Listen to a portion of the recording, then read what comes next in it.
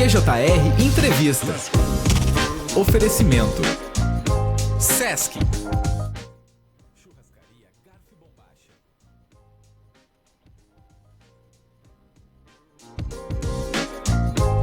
Conosco já aparecendo em imagens no GJR dessa quarta-feira, Grazi Hoffmann, vereadora Grazi Hoffmann, novamente aqui no GJR. Bom dia, Grazi, bem-vinda. Bom dia, pessoal. Bom dia a todos os ouvintes da Clube. Muito obrigada pelo convite, é um prazer estar aqui de volta. A Grazi que tem feito diversos trabalhos ao mesmo tempo, para quem não sabe, futura mamãe, né?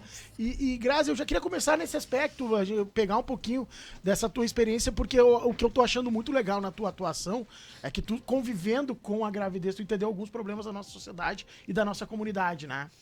Com certeza, é engraçado como muda toda a nossa perspectiva, a nossa visão de mundo quando a gente sabe que a gente vai ter um bebê.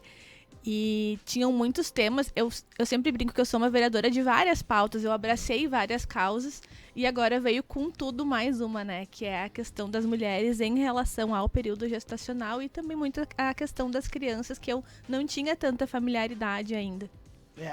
Sobre isso, né? Eu vi que tu fizeste um encontro e, olha, me surpreendeu a quantidade de pessoas que foram, né? Porque são muitas dúvidas, muitos medos e também muita falta de informação. Muitas vezes as pessoas, infelizmente, demoram pra entender. Apesar de tu ter acesso à rede social, há muita coisa que te ajuda, né? Te ajuda de vez em quando até atrapalha, né? De tanta coisa que o algoritmo te joga, né, Grazi? Muitas vezes é necessário tratar desses temas com a importância que tu deu, né?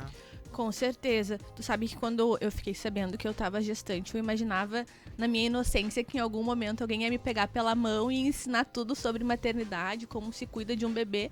E a gente vai vendo que, na verdade, isso não acontece, né? Que a gente tem que se virar sozinha. Todo mundo fala, aprende fazendo. Mas tem informações que são muito importantes a gente ter domínio, né? Principalmente relacionadas à saúde, à segurança das crianças.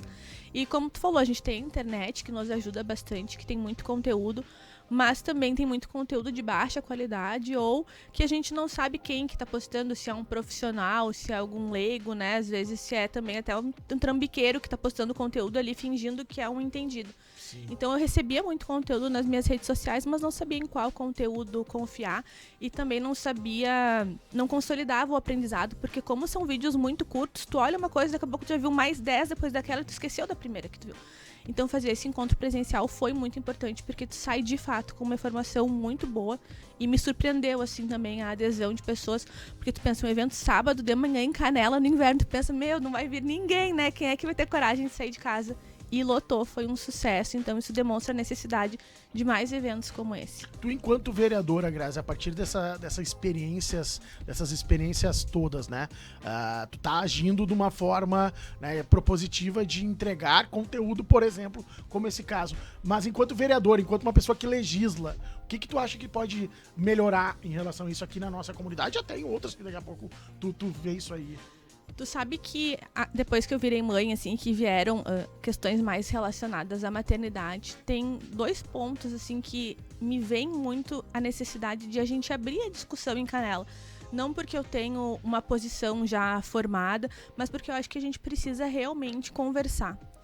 Que uma das questões é o mercado de trabalho para mulheres, tendo em vista que aqui a gente tem um mercado de trabalho que precisa de mão de obra em final de semana e a gente não tem quem cuide dessas crianças no final de semana, porque acontece muitas vezes uma família planeja ter um bebê, quando vê se separa, né, cabelo, e a gente sabe que são as mulheres que acabam se sobrecarregando e se prejudicando profissionalmente. A gente sabe também que não é dever da educação cuidar dessas crianças em finais de semana, porque elas já cuidam isso de segunda a sexta, né? E é um outro campo, seria um campo mais relacionado à assistência social, até a própria iniciativa privada. Então eu vejo que essa que é uma discussão que é importante a gente fazer, a gente abrir, a gente entender qual é a real necessidade. E outra questão que tem me trazido bastante, me feito refletir bastante também, que eu acho que a gente precisa conversar, é a questão de câmeras de monitoramento nas escolas.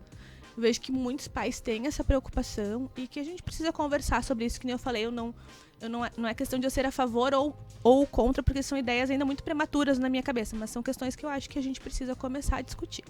Quando tu fala em câmeras de monitoramento, me dá uma coisa, né, de fazer uma análise sobre tudo que aconteceu, né? Eu vi teu posicionamento em relação à morte da menina Mary, né?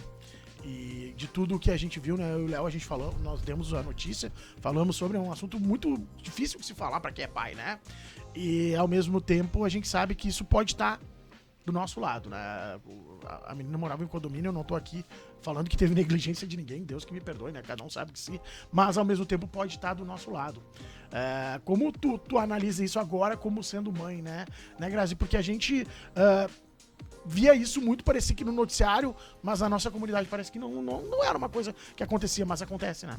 A gente sempre tem aquela impressão de que a gente mora numa cidade pequena, que aqui não acontece nada, mas tem situações que acontecem recorrentemente que são muito veladas, né? E a violência é uma delas, a violência contra as mulheres, contra os idosos, contra os animais, contra as crianças, são difíceis de identificar, né? Porque geralmente quem está sofrendo esse tipo de violência sofre também muita ameaça e acaba não conseguindo se expressar muitas vezes, nem pedir ajuda. Mas foi um caso que sim nos chocou, que eu espero que mude a mentalidade das pessoas, porque também vivendo no interior a gente tem aquela mentalidade de não se meter, de não interferir, de ficar cada um na sua, e isso é uma coisa muito retrógrada. A gente precisa mudar essa mentalidade e aprender que se tem alguém em situação de vulnerabilidade, a gente precisa se meter, a gente precisa denunciar, procurar polícia, conselho tutelar, seja lá quem for. A causa animal, ela vem já ganhando um movimento há mais tempo das pessoas se preocuparem com o que está acontecendo do lado, né? De ver uma situação ali do vizinho, do cachorro do vizinho, que às vezes está ali acorrentado há dias, não sei o que e tal, e acabar se envolvendo de fato, né? Denunciando, ou até mesmo indo ao encontro da situação, né? Propondo uma situação de melhoria, mas quando envolve o filho de alguém ou a criança de alguém, aparenta ser uma coisa mais delicada de se meter, né? Mas é uma coisa que as pessoas precisam cada vez mais olhar com um olhar mais atento, né, da segurança, da saúde dessas crianças. Eu complemento com o que o Léo tá falando com uma questão, né? A causa animal encontrou diversas pessoas que personificam ela. E parece que quando a gente fala para uma violência com pessoas, com humanos, a gente sempre acha que, obviamente, a polícia é quem tem que resolver. E aí pra gente chegar na polícia, a gente sempre fica naquela, eu vou envolver a polícia nisso. Sabe? Porque a causa animal tu não envolve geralmente a polícia, só num caso mais extremo. Tu geralmente envolve uma ONG, tu envolve consegue uma pessoa, resolver né? sozinho. Vou chamar a vereadora Grazi aqui porque eu vi que alguém deixou uma cadela grávida com 6 filhotinhos e não sei o que. Aí envolve uma Grazi, antes era o vereador Jerônimo que também fazia isso, né? E aí agora, quando envolve pessoas, parece que tu tem que envolver a polícia e muitas vezes as pessoas se sentem desconfortáveis em chamar a polícia, quando elas têm que chamar, né? Se sentem constrangidas. Né?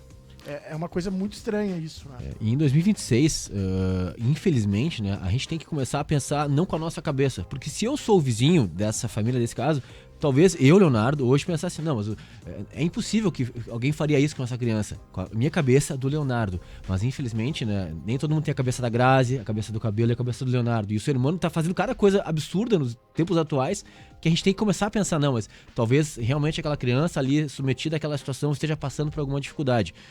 E aí se envolver, talvez tivesse salvado a vida dessa criança. A gente custa acreditar que alguém é capaz de cometer um crime como esse. Mas como tu falou, a gente precisa tirar essa visão velada que a gente tem em relação à nossa comunidade e encarar os fatos como eles são. E isso acontece aqui, infelizmente, como acontece em todos os outros municípios. Aqui não é uma redoma onde é um mundo maravilhoso, né? Tem os problemas como qualquer cidade tem, e tem pessoas ruins, infelizmente, como qualquer cidade tem, né?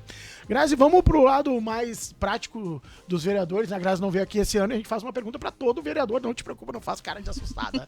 Qual que é a maior demanda que a vereadora Grazi recebe? Porque cada um, né, representa algumas questões. A gente aqui tem a premissa, né? São 11 vereadores e é a representatividade do município, né? Então, para um vai mais saúde, para outro vai mais transporte. Qual que é a demanda que a vereadora Grazi, nesses 18 meses, ou seja, já passou um terço, né, Grazi? Passar rápido, mais recebeu desde que ela se elegeu? A demanda que eu mais recebi desde que eu me elegi, sem dúvida, é relacionada à água. Seja a falta de água, seja água de má qualidade chegando na casa das pessoas, mas sem dúvida questões relacionadas à Corsã Egea. Tá, então vamos falar sobre ela um pouquinho antes da gente ir pro intervalo, Léo. Daí depois do bloco a gente amplia outros assuntos. Gramado, por exemplo, até tentou fazer uma CPI, né? Eu sei do trabalho de vocês, a gente acompanha. Antes que perguntem, né? Eu sou um cara que eu vejo a sessão seguidamente. Hoje não tão presencialmente, mas acompanho via internet. Aliás, um bom trabalho que a Câmara faz é esse, né? Mas parece que as coisas não se resolvem. Parece que, tipo, a concessionária dá de ombros pros nossos problemas, Grazi. Até quando a gente vai ver isso? E tu vê alguma solução? Por mais que tudo que vocês fizeram Tu vê alguma solução? Tu sabe, Cabelo, que algumas pessoas também cobraram que a gente fizesse uma CPI aqui em Canela. Mas eu acho até importante esclarecer para quem está nos escutando que o resultado de uma CPI na Câmara, num caso como esse, né, de investigar uma companhia que está prestando um serviço, é um relatório que posteriormente é entregue ao Ministério Público e às autoridades responsáveis.